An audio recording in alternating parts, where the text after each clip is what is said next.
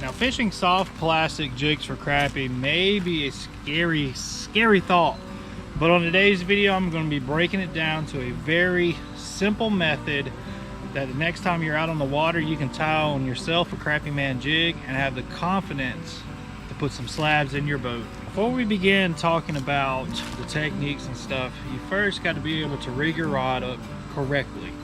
So when you're first starting out, I'm not asking you to go out there and buy the most expensive rod that you can find.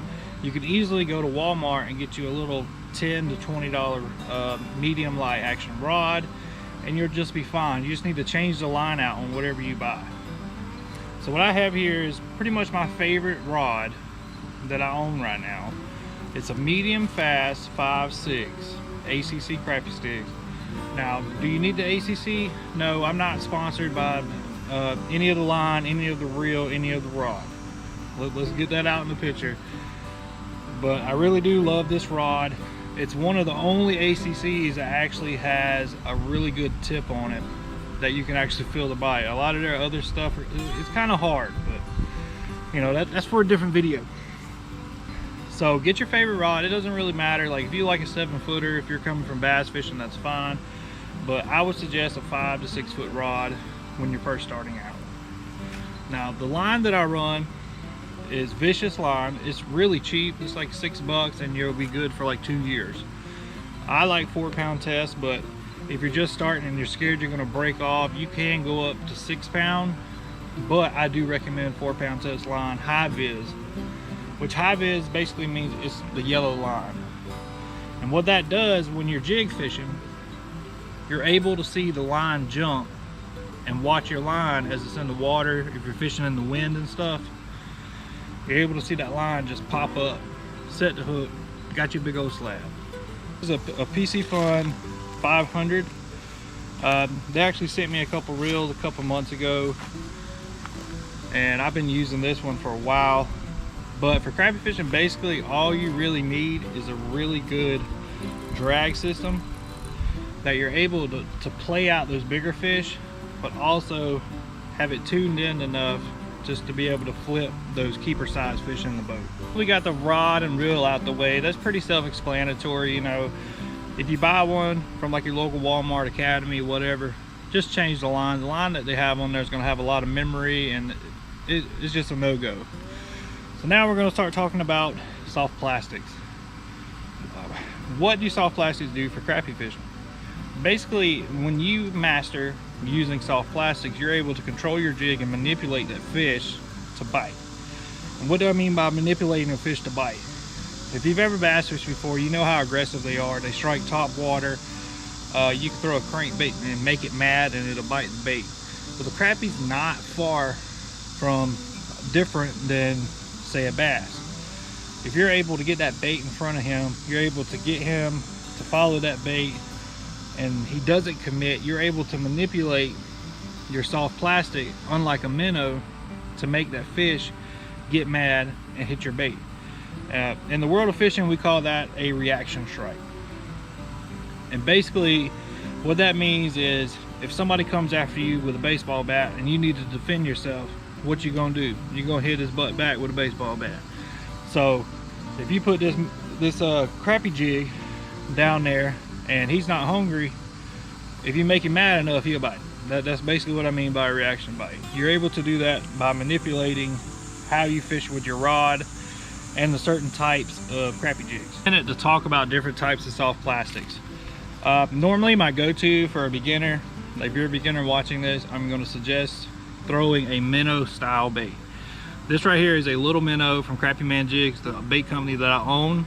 If you want to buy these, there'll be a link down in the description below. But this is a 1.5 inch bait. Now that may seem small, or it may seem just about right to a lot of people, but trust me when I say smaller ones get a lot more bites than the bigger ones 90% of the time. Now the bigger ones will get a bigger bite, but if you're just now beginning, you just got to get that one bite to give you the confidence to keep throwing a jig and stop wasting your money on minnows. So this is a minnow style bait. Basically it looks like a minnow. There's different types of those. We have what we call a beaver style bait, Now this is a 2-inch bait. This is called the snipe beaver. Basically, when you want to throw a beaver style bait, looking for that bigger bite, you want something with a little bit more thud to it.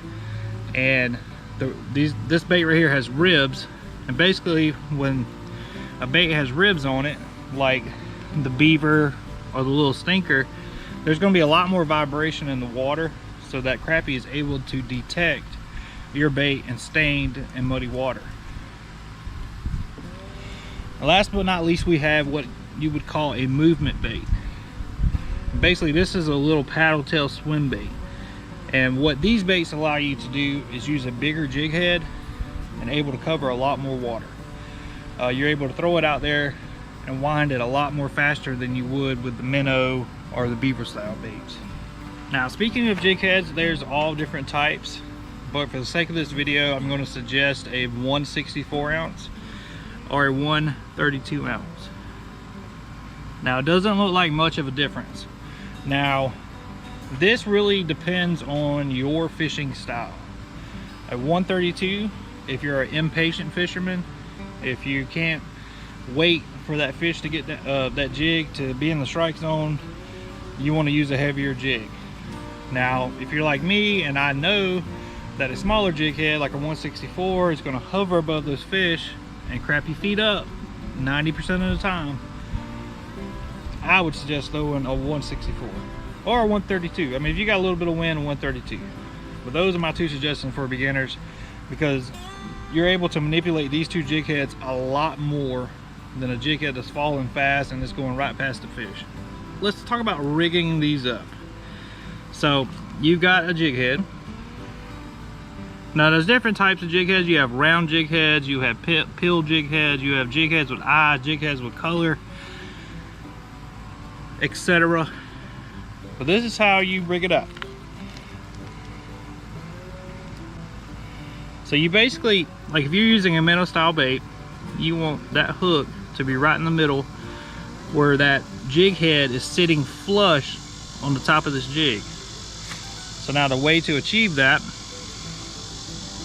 you're going to come in here and you're going to thread it down until it starts to curve a little bit. Now once it curves, you're able to pop right out the back, right there, and it'll sit flush right there on that jig head. And it'll sit just like that. Now, as far as knots go, I have a couple knots on the channel. But what I do suggest is a loop knot. This gives the jig perfect presentation on every single cast, no matter what. And in order to tie a loop knot, I'm gonna go over this real quick before we get into the techniques. You're gonna go in the eyelid, so your jig's just hanging, and you're gonna pull up a line, probably half a foot, I guess.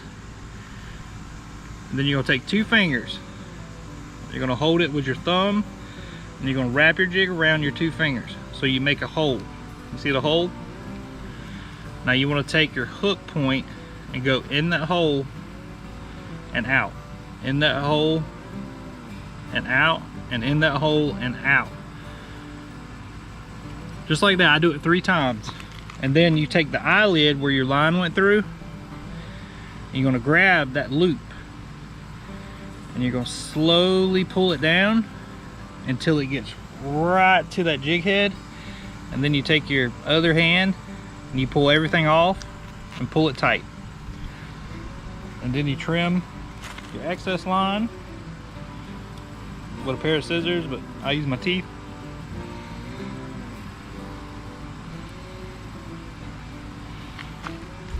And you're left with a loop. Perfect loop knot.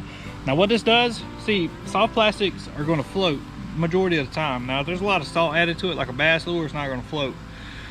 But most of your crappie fishing lures are going to float. So when this is in the water, the jig's going to float up. And that loop's going to allow it to be perfectly horizontal at all times. That's why I suggest a loop knot. Now in my opinion, when you're first starting out, there's probably hundreds and hundreds of techniques that you could be doing. You know, as you get better, you figure out stuff that works better. But so in today's video, we're going to go over 3 of what I believe are the major keys to catching your first crappie or catching a bunch of crappie. And believe it or not, this is a lot simpler than what everybody else makes it look like. So now the first technique we're going to go over is going to be like your bread and butter. You're going to be able to use this technique over brush piles, at bridge pylons, at docks, whatever. And it's basically, you're going to take your rod and you're going to flip out probably 8 feet of line. You know, given what time of year it is, you may put more, you may put less. That's time on the water. You'll be able to figure out where they're at. Now once you let out the line, you don't do nothing. You literally don't do anything. You're going to let that jig pendulum back to you. Now what I like to do is I'll take my line right here and I'll put my index finger right there in the crease and I'll put the line, because this is going to give me the most contact with that fish that I'm able to do. It doesn't matter if my rod's stiff, it doesn't matter if I'm using a piece of stick out the wood. If my finger's on this line, I'm going to feel that fish bite. And you just wait. You sit here with your rod and you wait. Now what I like to do when I'm using this technique is about every 5 to 15 seconds, I'll give it just a little pop. And what that's going to do is bigger fish will engulf this bait and you'll have what I call a pressure bite. And when you pop it up, you're able to detect that pressure bite. Now it does take time to be able to follow through when you feel it, but it's a bite that you cannot feel. And I know I told you I could feel everything, but when those bigger fish, they just put their whole mouth around it and they're there. There's no thump, there's none of that. So you basically just sit here and wait until you get a bite. Now once that jig pendulum back to you, you can go to the next technique. Now you can do this technique by throwing it out and letting it go down a little bit and then start winding, or you can throw it out, let it pendulum, and if those fish are following it back to the boat, you can do this to give them just a little bit more time to bite. And that's what I call the granny crawl. And basically what a granny crawl is you're winding your reel as slow as you can stand it. Like if you feel you're winding too slow, you're probably winding too fast. You want to go as slow as you can possibly stand it. And you do this all the way back to the boat. I've had fish bite my jig right at the top of the water. Now the third thing that you want to be doing while you're out there is, say you flick it out there,